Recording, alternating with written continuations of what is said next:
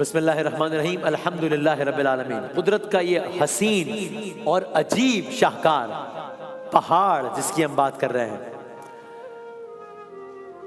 اور ہم نے اس کے مختلف ایسپیکٹس پہ بات کی، معلوم ہوا کہ یہ پہاڑ صرف کوئی پتھروں کا ڈھیر نہیں ہے، زندگی کا محافظ ہے، چونکہ ہر چیز اللہ تعالیٰ کی منصوبہ ہے، حادثہ نہیں ہے، یعنی ایسا نہیں کہ اچانک ہو گیا، وداؤٹ اینی ریزن ہو گیا، باقاعدہ منصوبہ، ایک پلان ہے۔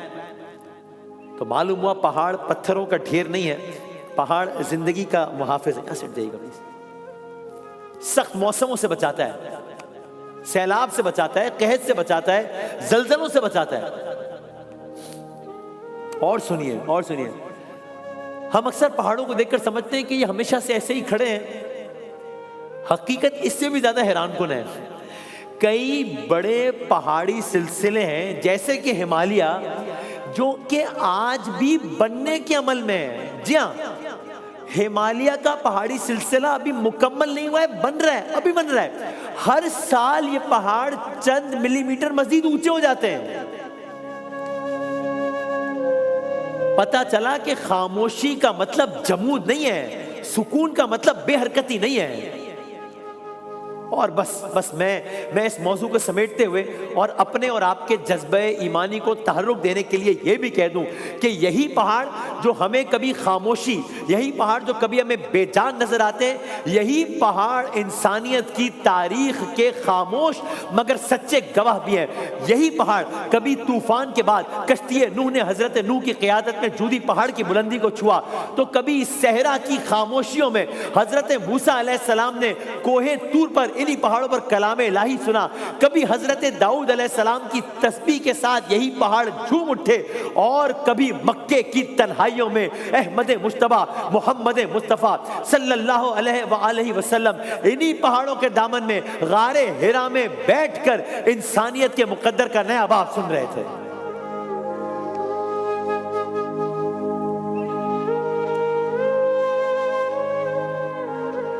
تو یہ سنگلاخ چٹانیں، یہ محض مٹی اور پتھر نہیں ہے، یہ وحی، صبر، نجات اور انقلاب کے امین ہے۔ یہ پہاڑ کبھی اس زاویے سے بھی دیکھیں اس کو۔ ان پہاڑوں نے ان لمحوں کو سنبھال رکھا ہے جنہوں نے دنیا کی سمت بدل دی ہے۔ وہی پتھر، وہی خاموشی، وہی پہاڑ، مگر پیغام آسمان سے زمین تک اترتا ہے۔ مگر اب آگے چلتے ہیں ہم۔ اب تک ہم نے پہاڑوں کو خاموش محافظ کے طور پر دیکھا ہے، لیکن اب رخ بدلتے ہیں۔ اب جانتے ہیں کچھ ان پہاڑوں کے بارے میں جو کہ بظاہر بھی خاموش نہیں ہوتے۔ یہ تو ہمیں معلوم ہو گیا کہ جو پہاڑ بظاہر خاموش بھی نظر آ رہے ہیں وہ اصل میں خاموش نہیں، اندر ایک قیامت برپا ہے۔ لیکن آئیے اب پہاڑوں کی اس قسم سے آپ کو ملواتے ہیں جو بظاہر بھی خاموش نہیں ہے۔ آتش فشانی پہاڑ، آتش فشانی پہاڑ، یہ وہ پہاڑ ہے جو زمین کے دل کی دھڑکن کی طرح زندہ ہے۔ ان پہاڑوں کے اندر زمین کا لاوا ابلتا رہتا ہے۔ یعنی یہ وہ پہاڑ ہے، یعنی جیسے زمین کسی راز کو سینے میں چھپا کر بیٹھی ہو۔ کبھی سالوں تک خاموش ہے پہاڑ، کبھی صدیوں تک حرکت میں، کبھی صدیوں تک ساکت ہیں، مگر جب یہ پہاڑ جاگتے ہیں تو صرف پہاڑ نہیں پھٹتا ہے، گویا پوری زمین چیخ اٹھتی ہے۔ کہیں پہاڑ کے اندر دبا ہوا لاوا آتش جیسے شعلوں کے ساتھ ابل کر باہر آتا ہے، کہیں دھوئیں کے سیاہ بادل آسمان تک بلند ہو جاتے ہیں، اور کہیں ایسا محسوس ہوتا ہے جیسے زمین خود سانس لے رہی ہو، گرم سانسیں، دہکتی ہوئی سانسیں۔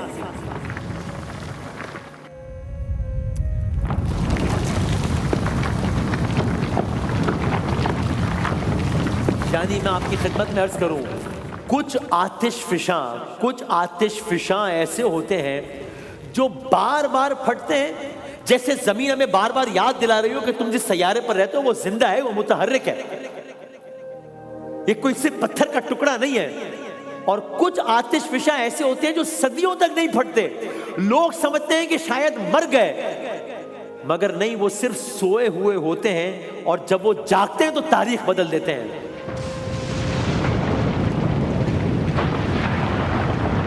ایک قیامت برپا ہے یہاں پہ. یہ آتش فشاں پہاڑ صرف آگ نہیں اگلتے ہیں, یہ ساتھ ساتھ دھواں, راکھ, پتھر, گیسز, اتنی طاقت کہ پورے شہر دفن ہو جائے, اتنی طاقت کہ زمین کی شکل بدل جائے, نقشے بدل جائیں.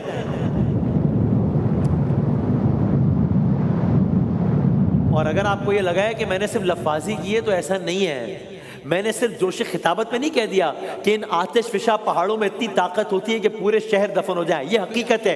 ایک واقعے کی طرف اشارہ کرتے ہیں. آج سے تقریباً 2000 سال پہلے کا معاملہ ہے. 79 عیسوی کا معاملہ ہے. اٹلی ملک ہے, اٹلی کا شہر ہے پومپے, اس کے قریب واقع ہے آتش فشاں پہاڑ ماؤنٹ ویسوس. یہ پہاڑ آج سے تقریباً 1900 سال پہلے اٹلی کا اچانک ایک خوفناک دھماکے سے پھٹ گیا. پہلے آسمان کی طرف راکھ اور پتھروں کا ایک عظیم بادل اٹھا, پھر کئی گھنٹوں تک جلتے ہوئے, یہ میں کسی نبی کے زمانے کی عذاب کی داستان نہیں سنا رہا, یہ اٹلی کے شہر کا واقعہ بتا رہا ہوں. آسمان کی طرف راکھ اور پتھروں کا ایک عظیم بادل اٹھا, پھر کئی گھنٹوں تک جلتے ہوئے ذرات اور گرم راکھ شہر پر برستی رہی. اس کے بعد انتہائی تیز رفتار اور شدید گرم گیسوں اور راکھ کی لہریں شہر پر ٹوٹ پڑی, جنہوں نے چند ہی لمحوں میں زندگی کو ساکت کر دیا. دیکھتے ہی دیکھتے پورا شہر 4 سے 6 میٹر موٹی راکھ کے نیچے دفن ہو گیا.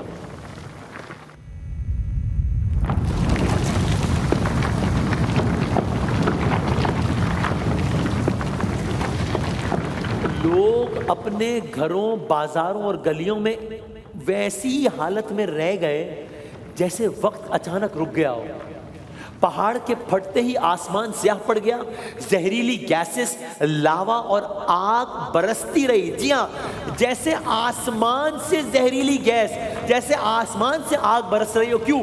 کیونکہ پہاڑ سے اتنا مادہ نکلا کہ وہ اوپر جا کر فضا میں پھیل گیا, پھر واپس آیا جیسے آسمان سے آگ برس رہی ہو. چند گھنٹوں میں پورا علاقہ موٹی راکھ کے نیچے دفن ہو گیا. لوگوں کو بھاگنے تک کا موقع نہ ملا, جو جہاں تھا وہی جم گیا.